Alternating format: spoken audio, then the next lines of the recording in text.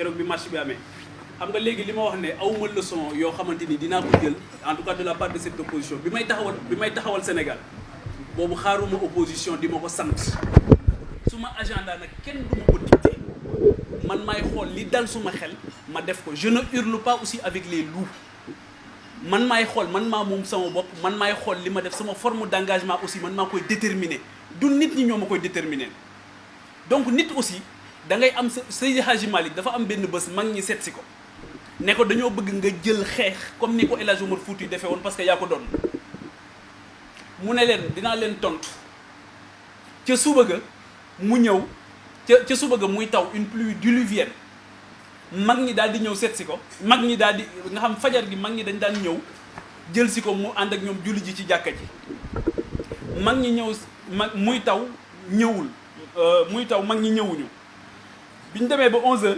mu tijji mag ñi daal di agsi ne ko waa Sidi taw bi démb bari na mu ne ko kon mu ne leen yéen démb yéen a ma doon sant ma dem guerre ak tubaab bi tey muy taw rek ñëwu leen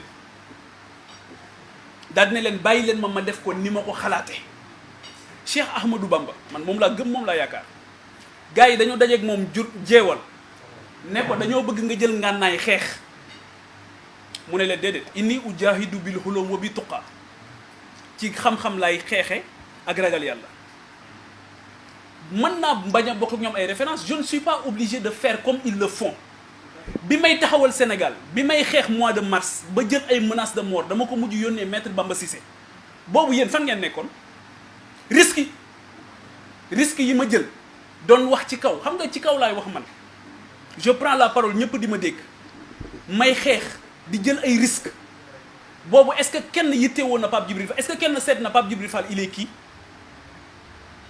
des leçons j'en ai assez dama ko jànge fi ma yaroo ku indigne juddoowu fa li may xeex suma askan moo tax dërëm du ma ko jëlal Macky Sall bugguma li ñu yor bugguma ñoom li ñu yor muy opposition muy pouvoir donc li may def sama conscience rek mooy suma tribunal je n'ai pas de compte à rendre sunu borom wa kulluhum aatihi yawmal qiyamati farda wóor na ma ne dinaa jàkkaarloog moom te alal ju lewut du ma ko lekk te bugguma ko Sénégal rek moo tax ma taxaw Sénégal rek moom moo tax may jëf et aujourd'hui si au bout du compte je me rends compte que j'ai échoué dinaa nelaw tranquillement parce que au moins j'ai tenté am na Sénégal bu ma bëgg am na Sénégal boo xam bëgg naa ko bu ma sañoon kenn du dee li ngeen di wax noonu ne da ngeen ma critiquer parce que manifestation bi j'ai fait une intervention de 11 minutes sur la RFM où j'ai dit à Macky Sall qu'un désir d'éternité au pouvoir waru la yóbbu ci ngay tirer sur les civils où j'ai dit aussi que vouloir accéder au pouvoir aussi warul tax ngay nangu nit ñi di dee loolu man maa ko wax je l'assume totalement si c'est ça qui vous dérange mais sama yoon nekku ci parce que li ma wax Macky Sall ne ko amuloo droit rey nit ñi ne ko amoo droit dénk Antoine Diome les élections loolu lan moo tax waxoo ko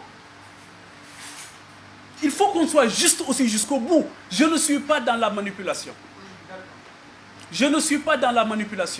11 minutes laa def am koo xamante ni xaw ma ay intention dem jël benn phrase vouloir accéder au pouvoir ne doit pas nous amener à brûler le pays daal di koy def sama photo def photo Ousmane Sonko ñu ma ciy attaqué je l'ai jamais dit comme ça jamais j'ai jamais dit ça et je ne personnalisais absolument rien du tout tey dans une interview bu ma accordé léegi Jeune Afrique avant may ñëw fii maa ngi ciy wax ne ko tere les leaders de l'opposition ñu bañ a bokk ci élection yi day réveiller des vieux démons dans les démocraties yi nga xamante ni bananières en Afrique loolu man maa ko wax mais man ragaluma ku yàlla bind ci gars yi bi may góorgóorlu ñoom ñu may bëgg a gis daan naa ci am position boo xam damay xëy nit woo ma ci ñoom ne ma dama laa bëgg a recevoir ma ne la pour lan li ma doon def defalu ma la ko def Sénégal moo tax ma koy def mais je suis désolé je ne suis pas un lèche-cul je n'ai pas aussi besoin d'être le boy de qui que ce soit ci leader yi non je suis dans une logique je réfléchis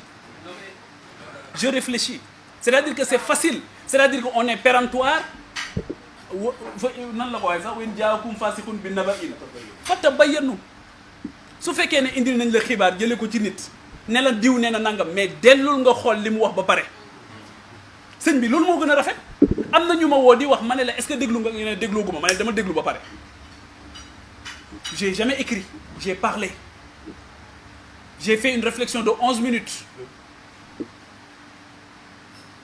Maintenant, Pape Djibril Fall, il est qui? Quand moi, Pape Djibril Fall, mais man, moi, Pape Djibril Fall. Judo Sénégal, Magge Sénégal, Yero Sénégal. Sama mami ñu suul leen Sénégal. Ma am yéene jëriñ Sénégal. Qui mooy Djibril Fall? Aucune œuvre n'est parfaite. Su fekkee ne juum naa, j'ai une circonstance atténuante. Au moins, je me trompe de bonne foi. Au moins, j'ai essayé. Je pouvais être comme tous les journalistes yi ngeen xam. Toog jàpp sama jàmbur, je me contente d'être un journaliste de compte rendu. Je ne l'ai jamais fait. J'ai toujours pris des positions courageuses.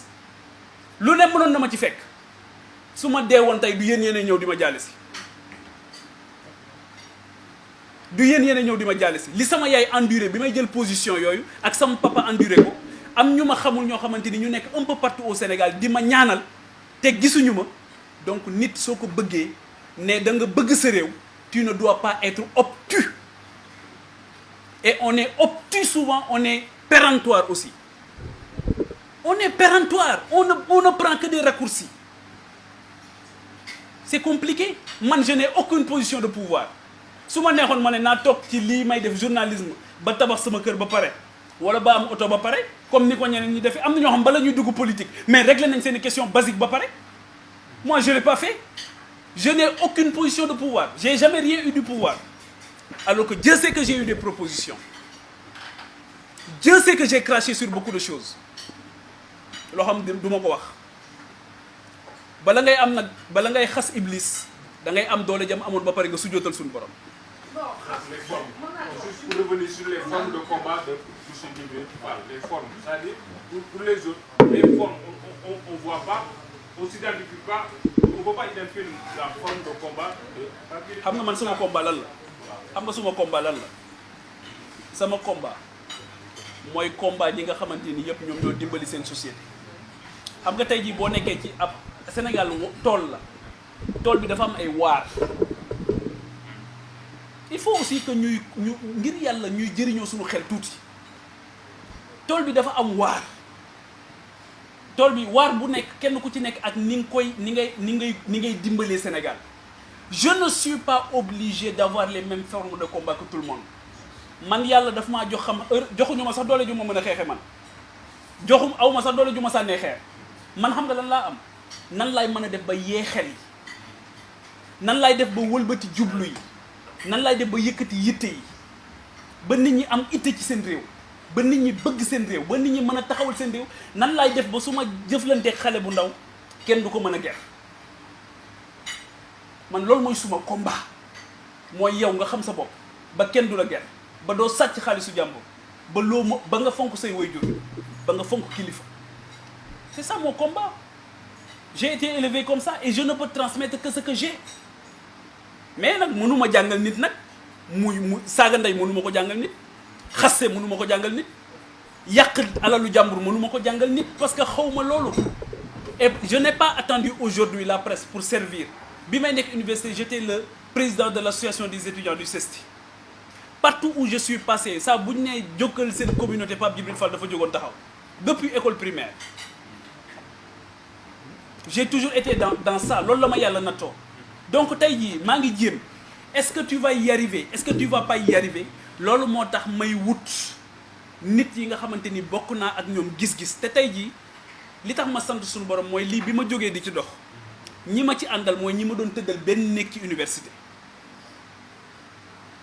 Kii ñoom ñëpp nga xam à un moment donné ils se contentaient tout simplement mais yàlla lim ñu suturaale mooy université lañ créé suñu première association ci suñu chambre jël suñu bourse d'étudiant di ko dagg aujourd'hui association boobu moo ngi tuddoon 3AD aide et assistance au daara association boobu tey moo ngi tudd Ar-Rahma liñ ciy def kenn xamul nu mu toll chaque année parce que l'association était composée essentiellement de médecins bàyyiwuñu on n'est pas venu en politique pour chercher quoi que ce soit on n'aime pas les honneurs et les privilèges li ñu bëgg rek mooy jëriñ suñu société li ñu bëgg nii di ko wut bu wóoree suñu borom ne bu ñu ko amee duñu ko delloowaat ci suñu pas-pas bu njëkk yàlla na buñ ci jot mais encore une fois mandat boolewuma ak Sénégal suñ ma falul tey keroog laa leen di gën a bëgg keroog laa leen di gën a ñeewant keroog laa leen di gën a taxawal loolu la ma yàlla nattoo donc je ne suis pas là pour chercher un mandat. mais pour solution parce que yow bëggoo marche am bëggoo dara am. J'ai jamais dit ça sëriñ bi mais dama wax ne gis nga ci sama intervention xam nga Samba sa problème yëpp mooy non sa waaw non mais j'ai dit dans l'audio des 11 minutes j'ai dit non déglu mais non mais bul ne ma non mais bul ne ma bëggoo marche am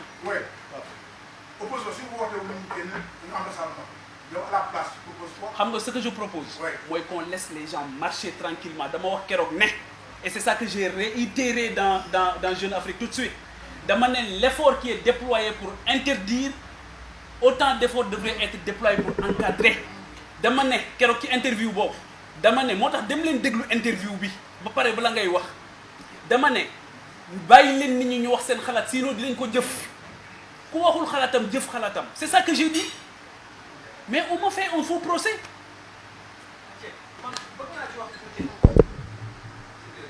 waaw c'était lequel mooy jour bi ñuy wax ci sëñ Modou Kara bi nit ñi bi talibé yooyu décédé tout ça après da nga jël da nga abstenir nangoo ci wax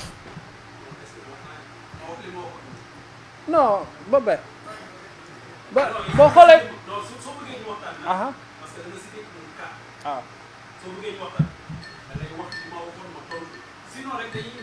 non nanguwoo ci woon wax man d'après li ma seetaan waxal dañu indi affaire Modou Kara ne dafa am ñoo xam dañu dégg centre de redressement ma fàttali leen au lieu moi j'ai pas de nez sur le guidon c'est-à-dire que man ak fu mën a doon li may jiital mooy àq yàlla mi la bind d'abord man dama fonk doomu aadama je ne suis pas de ceux qui piétinent sur tout le monde keroog li ma wax mooy Modou Kara il faut que ñu jël en compte d'abord sa volonté première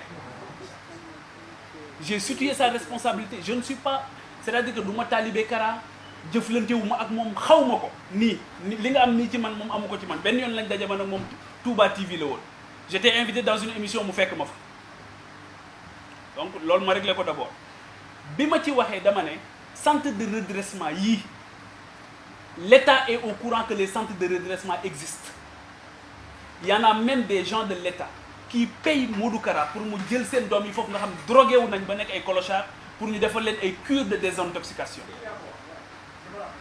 ma ne donc l'État est au courant donc su fekkee ne man dama yor sama kër sama doom nekk di def safar ba yàq ba musibaam est-ce que man damay déresponsabiliser bu mel ne awma ci responsabilité c'est ça que j'ai dit c'est-à-dire dama ne au lieu de taper sur Modou Kara sa responsabilité doit être située mais cascade de responsabilité la ma ne ñeneen ñi nga xamante ni ñoom ñoo fay yóbbu seen doom ak ñi nga xamante ni dañoo bàyyi liggéey boo xamante ni tey état moo ko waroon a def Modou Kara pourquoi da nga foog Modou Kara ak Abdou Karim Mbacké borom Makarim al Akhlaq comme sëñ Moustapha Sy da nga foog nit ñi dañu xëy rek xoolal kii da nga foog ne nit ñi dañu xëy rek bëgg leen c'est parce que à un moment donné les jeunes qui subissent qui traversaient un désœuvrement seen première institution de base matalatul li mu waroon a def mais ñooñu la ñu récupérer Abdou Karim Mbacké bii le fils de Sëñ Fallou bi muy wàcc ci filao yi foofu Géejawaay di fa fekk